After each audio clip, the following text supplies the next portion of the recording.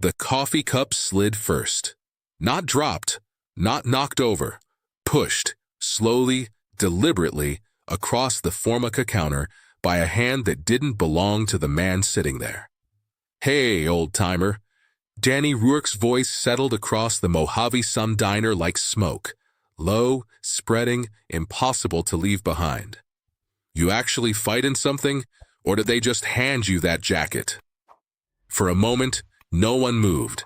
The jukebox in the corner was playing Patsy Cline. The needle had been turning for 20 minutes, and nobody in that diner had been paying it any attention. Until right now. In the silence that followed Danny's words, every person in that room heard it with perfect clarity. The music kept going. Nobody else did. Peggy Holland stood frozen behind the coffee station, a full glass pot hanging from her hand like she'd forgotten it was there. By the window booth, an elderly man had quietly folded his newspaper without knowing why. 3 stools down, a trucker stared into his plate of eggs like he was reading something urgent in them. The old man in the army jacket didn't answer, didn't look up. His jaw tightened, just once, just barely, and his eyes stayed fixed on the counter where his cup used to be. That was all. 30 people sat in that diner on the morning of March 14th, 1969. Not one of them said a word. Nobody moved, except the man in the corner booth, the one nobody had noticed all morning.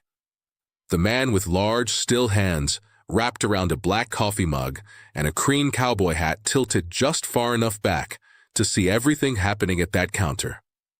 He had already decided, not 30 seconds from now, 30 seconds ago. But first, you need to understand who Earl Mackenzie was, because what those boys saw was a quiet old man eating eggs alone. What they couldn't see, what was sewn into the collar of that jacket, is the reason this story is still being told today. If you believe that silence in the face of cruelty always comes with a price, stay right here. This story is about to show you exactly what that price looks like. This story didn't begin at that counter. It began 19 years earlier, in cold the human body was never designed to survive. November 27th, 1950. The Chosun Reservoir, North Korea. 35 degrees below zero. Cold enough to freeze rifle oil solid, crack rifle bolts in half, stop a man's blood from moving if he held still long enough. 120,000 Chinese troops had materialized out of the frozen hills surrounding the 1st Cavalry Division. What followed was 17 days that military historians would later describe as one of the most brutal engagements in American combat history. Earl Mackenzie was 18 years old. He carried 3 wounded men across 2 miles of open ground under fire, lost 2 toes on his right foot to frostbite, watched men he'd eaten breakfast with that same morning go down in snow they didn't get back up from. When it was finally over, he had a Purple Heart he never talked about, and a silence he carried home like a second piece of luggage he could never figure out how to leave behind. He arrived back in California in January 1951. The country had already moved on. Earl married Margaret in 1953. She was a school teacher from Fresno, loud laugh, easy with strangers, the kind of woman who filled every room Earl had gone quiet in. They had no children. When he shipped out in 1950, before he fully understood what he was walking into, Margaret had sewn 3 words into the inside left collar of his field jacket in blue thread, her own careful handwriting. "Come home, Earl." He came home. He never told her how close the answer had nearly been to something entirely different. Margaret died of cancer in 1963. Earl worked Southern Pacific Railroad until his knees gave out, then the apartment on D Street, then the Tuesday and Thursday breakfasts at the Mojave Sun, 2 eggs over easy, wheat toast, black coffee, because routine was the only thing left that still felt like solid ground. Peggy had his order on the counter before he even sat down. 6 years running. John Wayne had been in the corner booth since just before 7 that morning. The True Grit production had relocated outside Barstow for exterior shooting and wrapped before dawn. Wayne couldn't sleep afterward. His driver knew this diner served real food. Wayne had been eating quietly for 40 minutes when Danny Rourke pushed through the glass door at 7:38 a.m. Wayne didn't stand, didn't speak. He set his coffee cup down slowly, placed both hands flat on the table, and anyone who had ever spent real time around him would have understood exactly what that stillness meant. Danny Rourke didn't need to sit where he sat. 8 stools sat open at that counter. He chose the 2 beside Earl Mackenzie anyway. He dropped down with the ease of someone who had never once felt unwelcome. Vince Mallory landed next to him, already grinning. They ordered coffee without looking at Peggy. Danny's eyes went straight to Earl's jacket. The flag patch, the worn stitching, and something moved through his face. Not recognition. Its opposite. He leaned toward Vince, loud enough for 3 people to hear. "Look at that, a real live soldier. Bet he won World War I." Vince laughed. The sound hit the room like something dropped on hard tile. Danny turned to Earl. "That your medal, old-timer? They give those out just for showing up, or do you actually have to earn one?" Earl didn't answer. He lifted his coffee slowly and brought it to his lips. His hand was completely steady. That steadiness cost him more than anyone in that room understood. Peggy walked over. "Can I get you boys anything else?" Her voice was controlled. Her eyes said everything her voice couldn't. Danny ordered pie without looking at her and told her to tell her friend to lighten up. Peggy held Earl's gaze for half a second, a full conversation, then walked away. Danny reached over and tapped the flag patch on Earl's left shoulder. Once, deliberate. "You know what's interesting? My buddy's brother just came back from Vietnam. Whole country spitting on those guys at airports, calling them killers." He shrugged the way someone shrugs when they've never once had to earn a thing. Doesn't seem like the jacket means what it used to. Then the moment that should have stopped all of it. The trucker, 3 stools down, stood up. Big man, work boots. He took 2 steps toward Danny before Danny turned and said, quietly, almost pleasantly, "You sure about that, friend?" Something in the trucker's face changed. He stood there for one long second, the whole room holding its breath, then sat back down, ordered more coffee, stared at the counter. The room felt worse than it had before.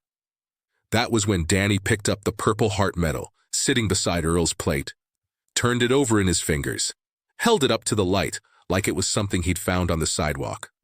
"What they give you this for? Peeling potatoes?" Earl's hand came up slowly. When his voice came, it was quiet, almost gentle. The kind of gentle that is something else entirely, holding itself under careful control. "Give that back." Danny didn't move. In the corner booth, John Wayne stood up. 30 people sat in that room, and not one of them stopped what was happening. What came next in those 60 seconds is the reason no one who was there ever forgot that morning. The sound that stopped everything wasn't loud. It was the scrape of a booth bench sliding backward, slow, deliberate, across the linoleum floor. The kind of sound a man makes when he has already decided exactly where he is going and sees no need to rush getting there. Every head in the Mojave Sun diner turned toward the corner, and for the second time that morning, the room went quiet. A different kind of quiet this time. Not the silence of fear, the silence of recognition. John Wayne crossed the diner in 8 steps. 61 years old, 6 feet 4 inches tall, moving like a man who understood that the ground beneath him was his. No hurry, no performance, just weight and direction and absolute certainty of arrival. Danny heard the footsteps behind him and didn't look up immediately. Assumed it was the trucker making a second attempt. "I already told you, pal." He turned around. He stopped mid-sentence. Vince went the color of old chalk.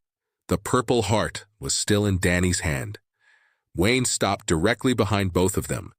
He didn't raise his voice. He didn't need to. The voice that had filled movie theaters across 30 years fit perfectly inside a Barstow diner on a Thursday morning. "Son, put the medal down." Danny blinked. His entire identity had been built on never being the one to flinch first. An audience was watching. Backing down in front of that audience felt like something permanent and unrecoverable. "This doesn't concern you, old man." Wayne's expression didn't change. That was the part that frightened people. Not the size, not the voice, the absolute stillness of the face. "You're holding a Purple Heart. A man earned that medal in conditions you wouldn't last 6 hours in. You're going to put it down. Then you're going to apologize. Right now." Danny put the medal down. Peggy Hollins described it to her daughter years later this way. It wasn't that he was famous. It was the way he said it. Like it had already happened, and the rest of us were just catching up. Wayne pulled out the stool beside Earl and sat down, not standing over him, beside him, eye level. He looked at the jacket, the flag patch, the worn cuffs, the medal now resting on the counter. He picked it up carefully, the way you handle something that belongs to history, and placed it in Earl's open palm. "First Cavalry, Korea?" Earl nodded. Something in his throat was making speech difficult. "Chosen?" Earl looked at him. "How'd you know?" "The way you're sitting. Men who came through Chosen sit like they're still waiting for something to come over the hill. 19 years later, and you're still ready." Earl's hand closed around the medal. His jaw worked slowly.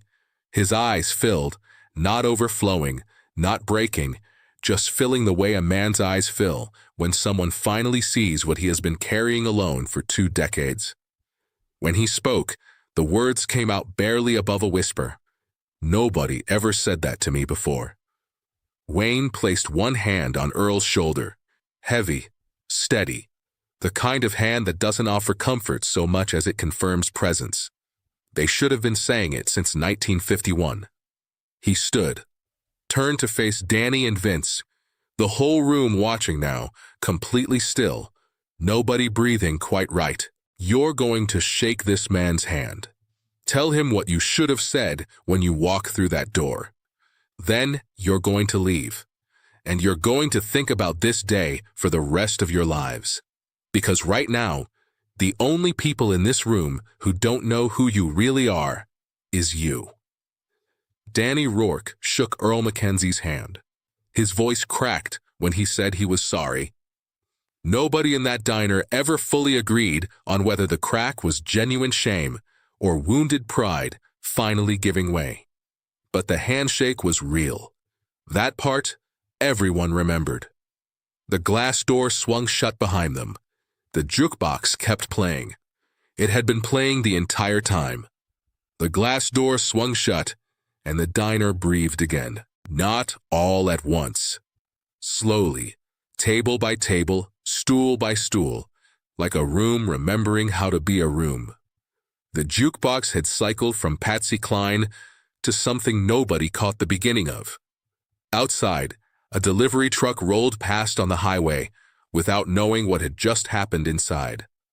The trucker who had stood up and sat back down left $2 on the counter beside his unfinished plate. He pulled on his jacket without making eye contact with anyone, pushed through the glass door, and walked to his rig. Peggy said he never came back to the Mojave Sun after that morning. She understood why. Some exits feel necessary, even when they arrive too late. Wayne called Peggy over and ordered 2 more coffees. Then he asked Earl what he'd been eating before all of this started. Earl told him. Wayne ordered the same, 2 eggs over easy, wheat toast. Just like that, 2 men at a counter in Barstow, California, eating breakfast on a Thursday morning like the previous 20 minutes had been something that needed settling before the real conversation could begin. They sat together for 47 minutes. Peggy remembered the number exactly because she kept checking the clock above the pass-through window. Not to rush them, because she understood she was watching something she would spend the rest of her life trying to describe accurately to people who weren't there. Earl talked about Chosen, not the version that gets written down in commendation letters. The real version, the cold that jammed your rifle, the men who sat down to rest and didn't stand back up. A private from Indiana named Thomas Keyes, who Earl had carried 2 miles across open frozen ground, and who died anyway at the aid station 3 hours later. 20 years old, Earl never found his family afterward, never knew if anyone told them what Thomas said in those final hours, or that he hadn't been alone. "I still think about him," Earl said quietly, looking at his coffee. 40 years, and I still think about him." Wayne listened. Didn't minimize, didn't redirect, just listened the way people listen, when they understand the full weight of what's being placed in front of them. Then, Wayne said something he had never said publicly in 40 years of interviews. He told Earl that he had applied for active service during the Second World War, that the application had been denied, that it was the one thing in his life he had never fully made his peace with. Earl looked at him for a long moment. "You did plenty," he said. "Don't let anybody tell you different." Wayne didn't answer right away. When he did, it was quiet. "You're more generous than I deserve." When Earl reached for his wallet, Wayne's hand was already on the counter. Earl started to object. Wayne shook his head once, the kind of no that doesn't require a second word. As they rose to leave, the collar of Earl's jacket turned slightly outward. Wayne's eyes dropped to it. Blue thread, careful, old handwriting. 3 words stitched into the inside of the collar. "Come home, Earl." Wayne read it, stood still for a moment. "She sew that before you shipped out?" Earl nodded. Wayne nodded back, pressed his lips together, pulled his hat down slightly. Some things don't need a response. Both men understood that. They walked out through the front door together into the flat Mojave morning. And Peggy stood at the window and watched them go and didn't say a word to either of them because there was simply nothing left to add.